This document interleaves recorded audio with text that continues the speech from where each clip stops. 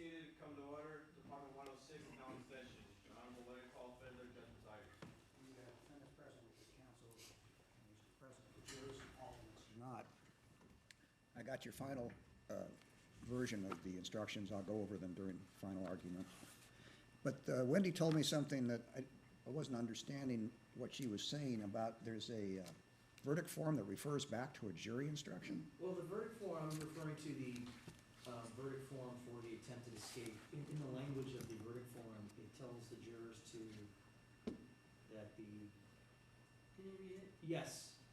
We, the jury, in the above entitled action, find the defendant, Michael Gargiulo, guilty of the crime of attempted escape in violation of Penal Code Section 664/4532B1, a felony who did while being a person described in Section 4532B1. And so we were just, my concern was, how are they going to know what that means? Who's a person described? What is 4532B1? And I was just referring them, I suggested referring them back to the jury instructions. I don't like that in a verdict form. I don't think that sounds right. I think what you need to do is perhaps explain it during your final argument and just mention it in passing. Explain what it is. Okay. It's referring to the code section? Yeah, the penal code Person. section, yes.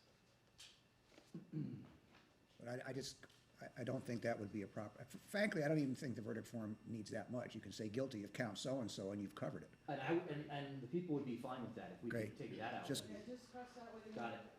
Okay, thank you. Okay. Mr. Rubin, do you have something you wanted to? Yes, thank you. Your Honor, it is my anticipation that in final argument, there is going to be additional discussion regarding alleged improprieties of counsel or Dr. Castellano. And we have had evidence of that during the trial. My concern is that I believe it was Mr. Aikman who did the online research that ended up coming up with the death penalty seminar exhibit that we have in evidence. And we also know from the testimony of Detective Lillianfield that it was Mr. Aikman who was involved in that investigation regarding alleged improprieties at the county jail by Dr. Castellano. The thing that gets to be difficult is we did not have Mr. Aikman as a witness. Mr. Aikman was not subject to cross-examination. Therefore, if Mr. Aikman begins to discuss either of those topics or any topics in which he was a participant with information of what he knew or what he was doing that is not in the record, that's testimonial in nature and we object to it. The reason that I'm bringing it up now is because it is really difficult to unring a bell. And I know that if it would happen and I object to it and we go to the bench and the court agrees with me, then the court's going to instruct the jury to disregard it. And I believe that at that point it's too late. We're involved at this point with what would be, in closing argument, a violation of the right to face and confront witnesses and to have the right to examine those witnesses. Therefore, I think that I would like the court to admonish Mr. Aikman not to give any argument that is testimonial in nature and to restrict himself to the facts that have been shown in the evidence. Do you wish to respond, Mr. Mayor? My intention is to talk about the reenactment that was done between Detective Lillianfield and Sergeant Alford and discuss that issue.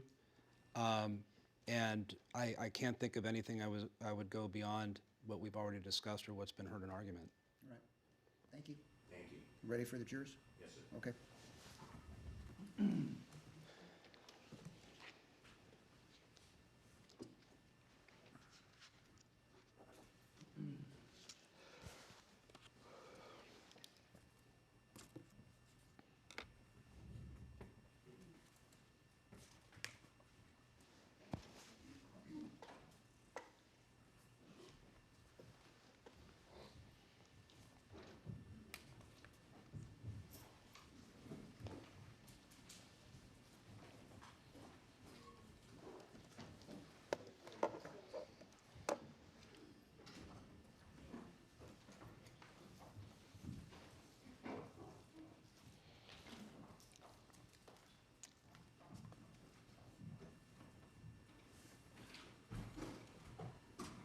All right, the jurors and alternates are now present. You ready to proceed? You may proceed. Thank you very much.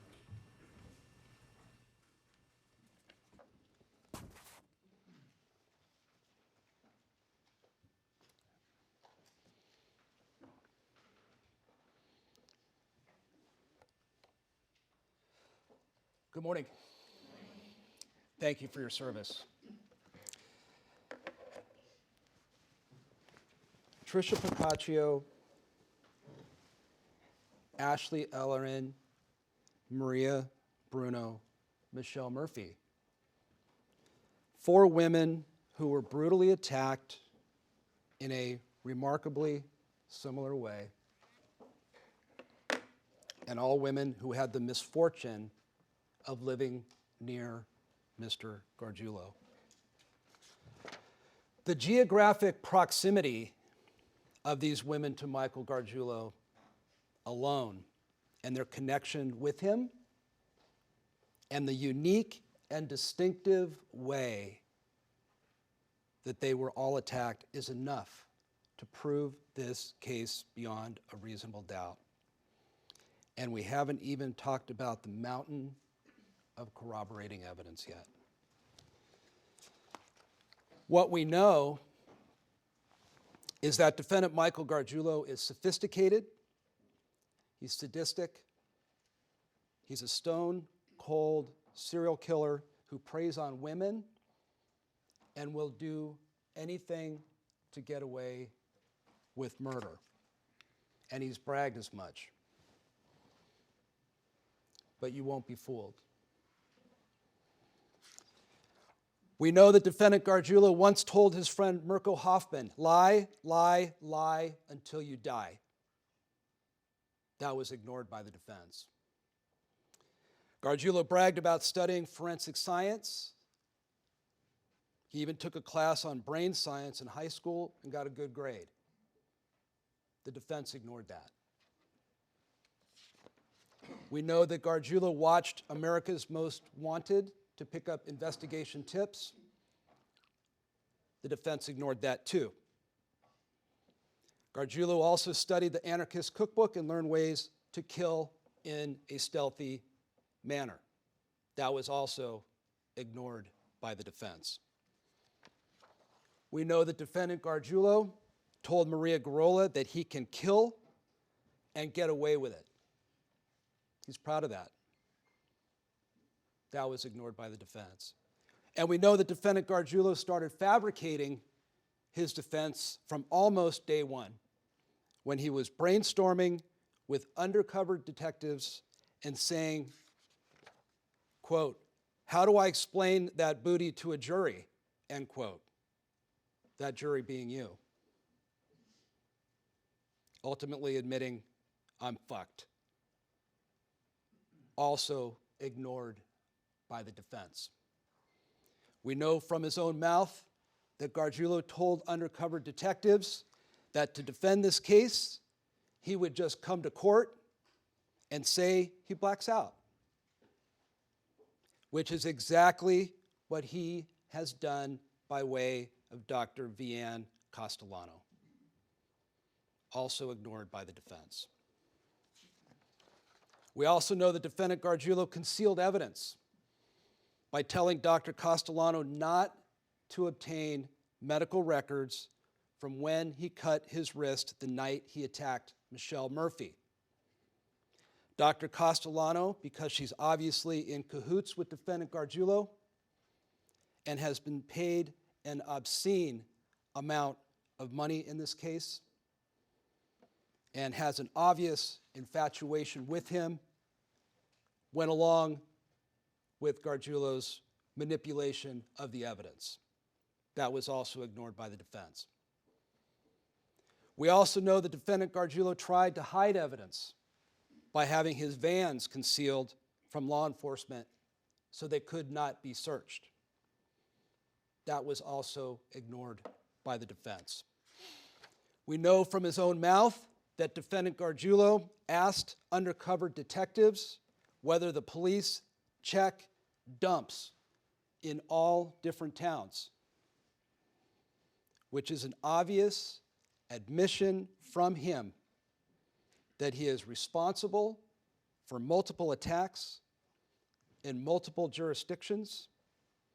He's conscious of what he has done, and he has destroyed and concealed evidence in order to avoid the consequences of his actions, also ignored by the defense.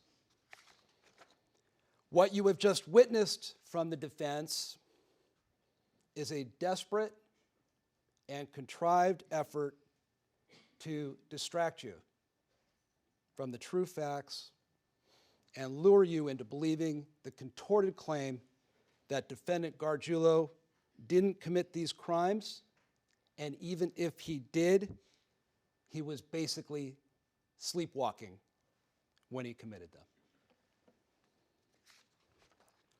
All you need to know about the lack of credibility of the defense in this case is their bizarre claim that Defendant Gargiulo attacked Michelle Murphy, woke up, and thought he was fighting monsters.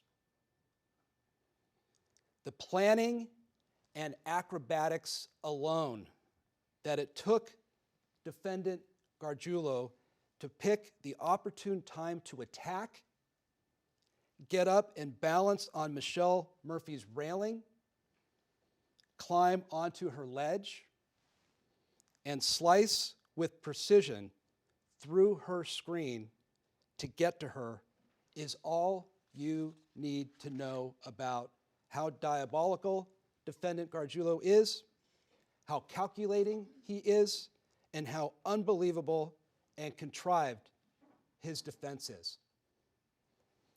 You should be insulted, and you should see the defense for what it is.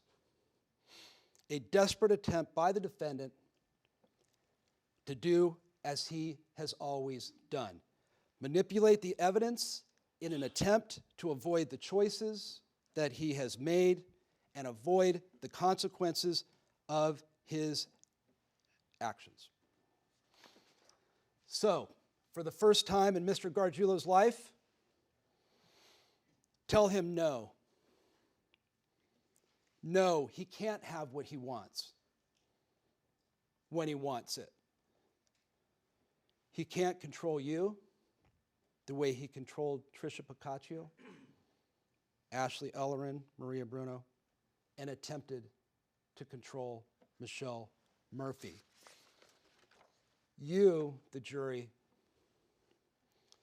have the control and the power to finally tell Mr. Gargiulo no, and to hold him guilty, finally, for over 15 years of death and human destruction that he has caused, all for his sadistic, personal pleasure. Defendant Gargiulo has had a fair trial, and now it is time to tell him he is guilty of the first-degree murder of Maria Bruno, the first-degree murder of Ashley Ellerin,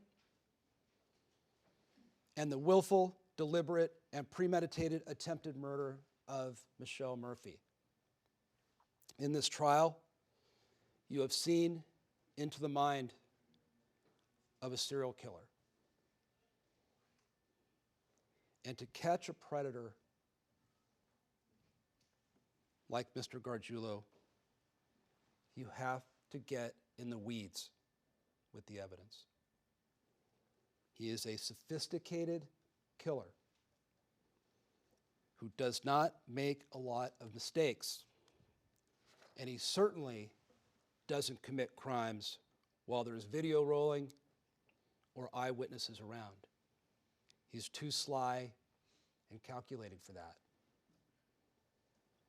But what he has left you, ladies and gentlemen of the jury, is a mountain of compelling circumstantial evidence.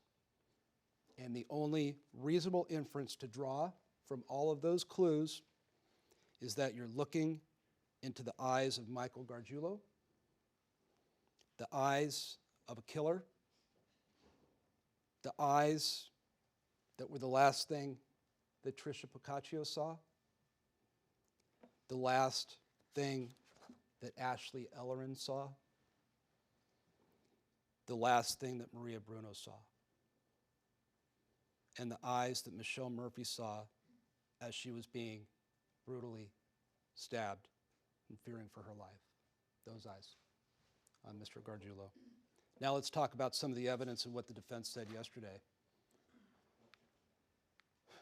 The elephant in the room here is Michelle Murphy and what we heard yesterday, the bombshell from the defense, who conceded at the last minute that Michael Gargiulo attacked Michelle Murphy. So it's an obvious situation the defense would rather not talk about, and it came out, I was sleepwalking, but that's the big elephant in the room. The concession yesterday that we heard from the defense that Michael Gargiulo attacked Michelle Murphy. And that becomes important because it ties the whole case together. All 4 attacks in this case are inextricably linked with the Michelle Murphy attack, which the defense has now conceded. There's also a legal maxim down below that's in writing that is pertinent here when we're talking about 4 attacks that are inextricably intertwined and all corroborate each other.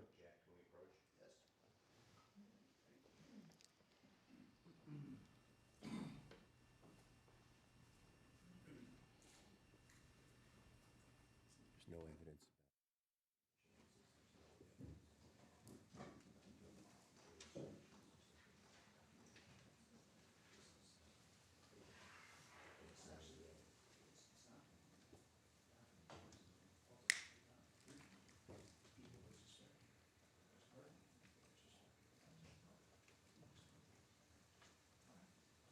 Thank you, Your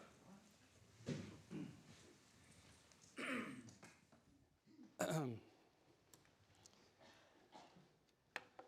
We're now talking about 4 attacks that are inextricably interlinked. And the legal maxim, one of the legal maxims that applies here to help you ladies and gentlemen of the jury to see how the 4 cases are linked is this quote here.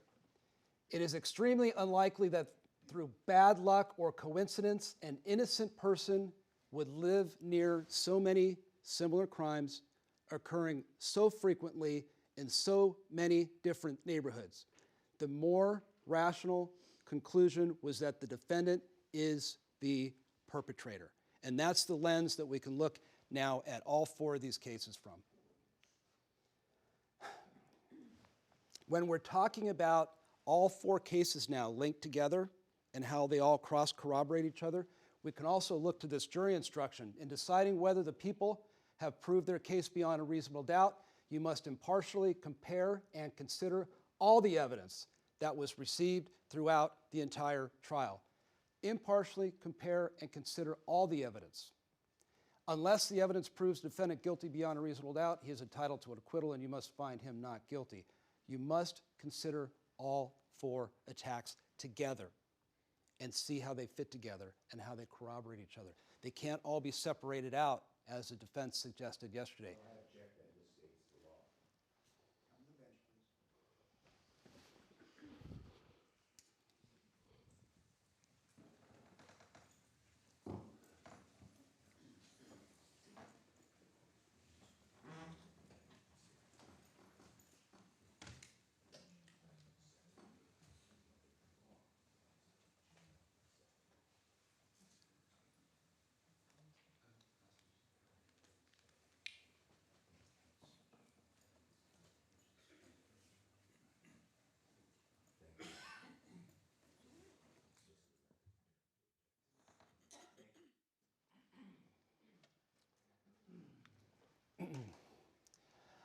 Let's talk about a couple of defense mischaracterizations that happened yesterday.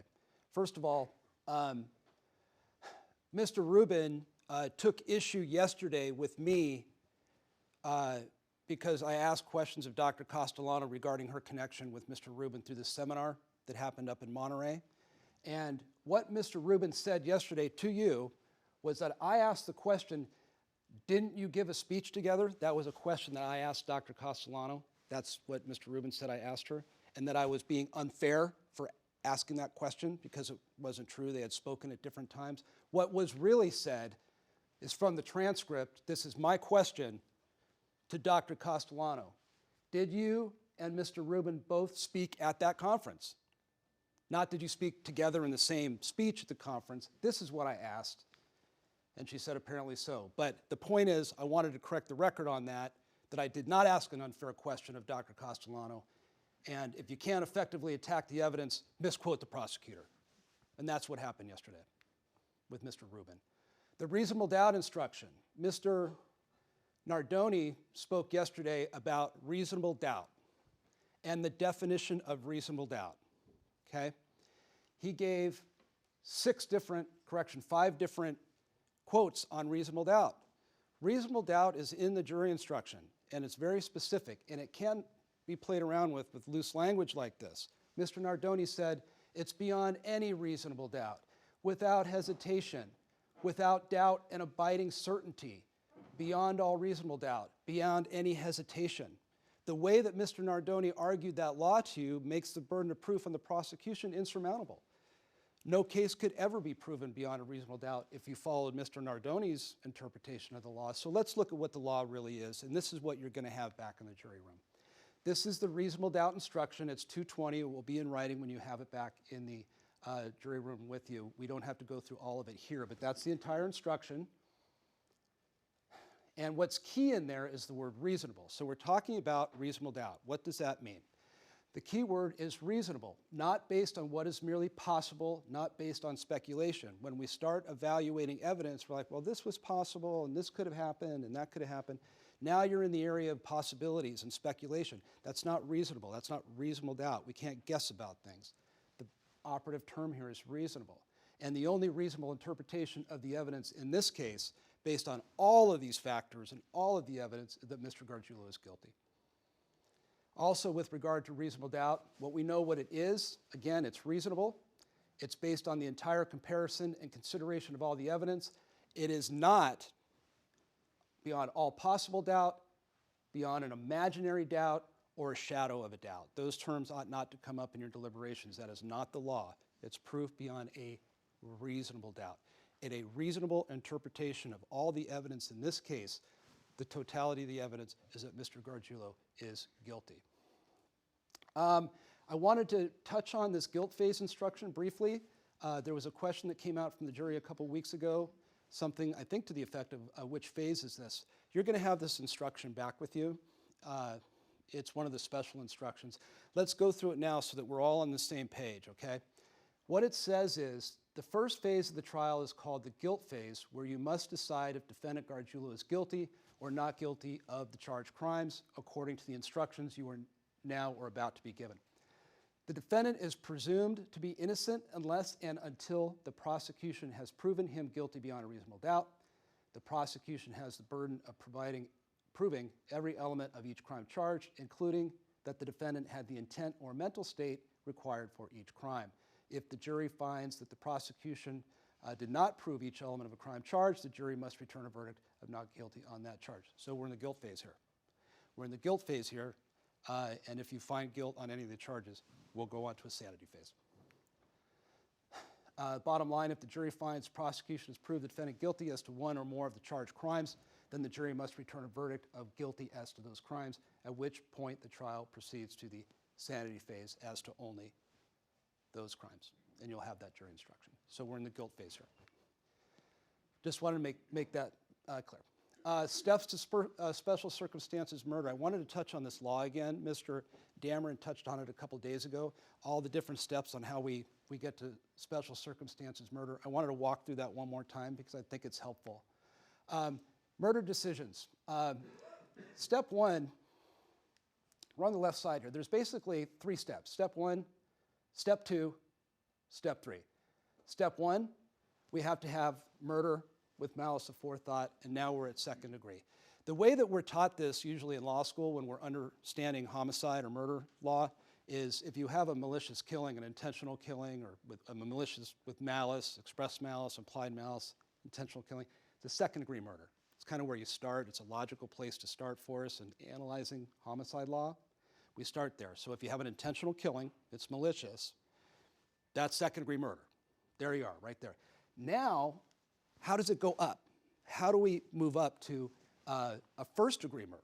So we know we have a second-degree murder case here because Mr. Gargiulo is intentionally killing these women, right? So intentionally killing somebody is express malice. So we have second-degree murder. Now the question is, how do we get to a first-degree murder? And that's over here. Two theories. There's two ways to get there. And you can deliberate on both. One way is you can say, well, this was willful, deliberate, and premeditated. This is Mr. Gargiulo gathering real-time intelligence on these victims and picking the perfect opportunity to go and kill them, and then killing them. These are totally planned killings. So this is willful, deliberate, and premeditated. And the second theory, and you can have both or one or the other, is lying in wait. And obviously Mr. Gargiulo's lying in wait and ambushing these women. He's ambushing them. So lying in wait also applies. So if you find either one of those, now you have first-degree murder. So it's a second-degree murder because it's intentional killing. Now we have either lying in wait or we have willful, deliberate, and premeditated. Now we get to a special circumstances murder, one more step. Now there's two ways to get there. So now we're at first-degree murder, and now we're over here and we're talking about multiple murder. So if we have a first-degree murder of either Maria Bruno or Ashley Ellerman, and then a second-degree murder of either, that's two murders. That's multiple murder. That becomes special circumstances murder. You'll have that instruction in the back. Again, lying in wait. Ambushing somebody and killing them gets you to special circumstances murder. So you can see that lying in wait gets used two different times there. But those are your steps to get to special circumstances murder. And that will be all laid out in the jury instructions, which can be pretty wordy, but this is just a way to summarize it. Circumstantial evidence instruction. This is a circumstantial evidence case.